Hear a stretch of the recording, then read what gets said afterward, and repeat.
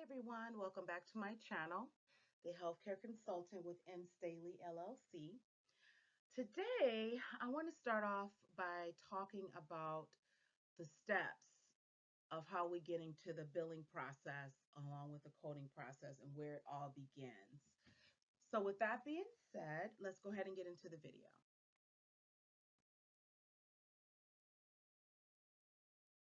So there are 9 important steps to revenue cycling. The first one is patient registration.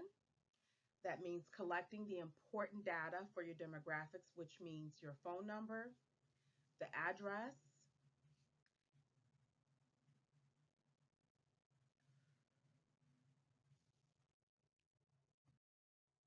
and the date of birth. Second is insurance verification. Insurance should be verified 24 hours prior to the visit because the reason for that is if you need a pre-authorization or checking for co-pays or checking for co-insurances, it's always good to practice verifying, the insurance 24 to 48 hours prior to the patient coming in to the office for the visit. Next is the encounter. The encounter is for the physician when he is after he's seen the patient. Um, the physician is supposed to make sure that the ICD-10 codes and CPT codes are all in place. And then after that, then comes the medical transcription that is sent over to the medical transcription department. She transcribes the dictation, and then after that, we see the medical coding, which goes to the coder. So the coder has to look over the chart, make sure everything is in place as far as the CPT codes and the ICD-10 codes, and make sure that the dictation is precise and everything is aligned with the codes. Next is the charge entry, which is by the biller. So what that entails is the biller collects the necessary information from the coder and then enters it in the system with either EMR or another type system, and goes into the system and enters that information and then drops the bill to the payer or the insurance company. Next is the ANR, and the ANR is accounts receivable. That is going to let you know how much the practice is generating revenue through the practice. Next, we have the denials.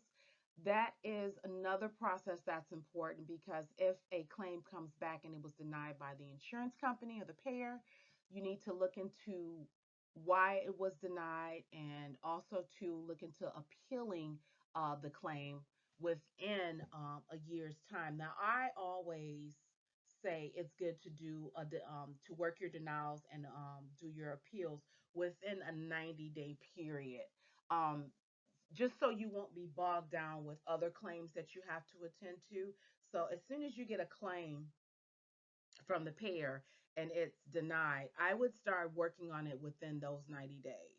Next is payment posting. So, music to my ears, of course.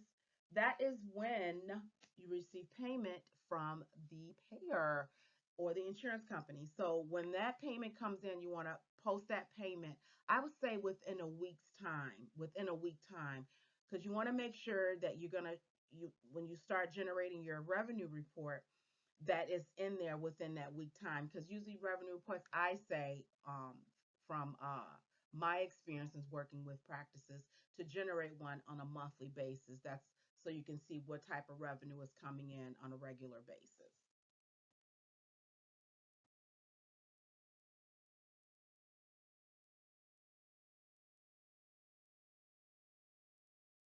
And I always ask this question to my practices when I'm doing a consultation is how can your practice, increase revenue? And then I came up with IOA. One is to improve your patient collection strategy, offer online payments, collect copays and balances at the time of visit, address, proactively address denials and rejections. Those are my three top things that medical practices need to focus on um, when they are concerned about their revenue.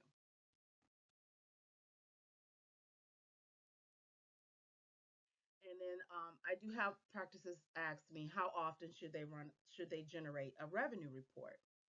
So in my experience, a revenue report should be generated every week. And then after that, when you start seeing some type of small increase in revenue, you want to start generating it on a monthly basis. And then after that, after you see an increase from your monthly basis, you want to start generating it over, every 90 days or so.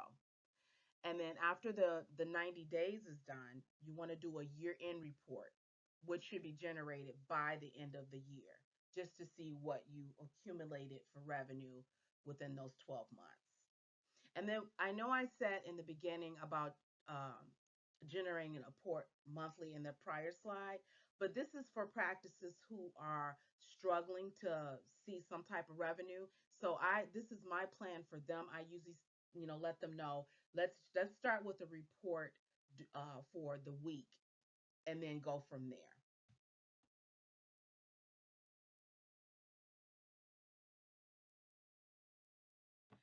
And then lastly, I want to follow it up with questions. I always ask how many patients a week or a month are seen in the practice. So that determines on what type of um, program I should start them up with or outline, some things that could help improve their practice. And I also ask what is the percentage on copay collecting, because that gives me an idea of what type of revenue that they are generating in, whether it's, you know, good or it's lacking in something. And then lastly, what type of revenue does your practice bring in? Of course, I always ask that question. So it also depends on how many physicians are in the practice.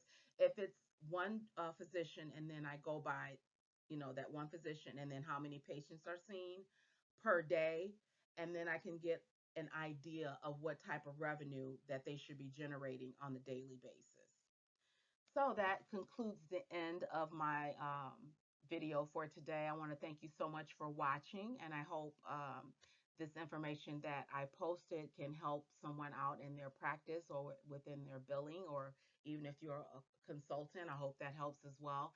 And then also to check out my website, mstaleyllc.com. I have a blog posted on there. I usually try to post like every other day, and it's a cute little comedic vlog that I post for providers and also too for people who are in the billing and coding business. It's lighthearted and it gets straight to the point.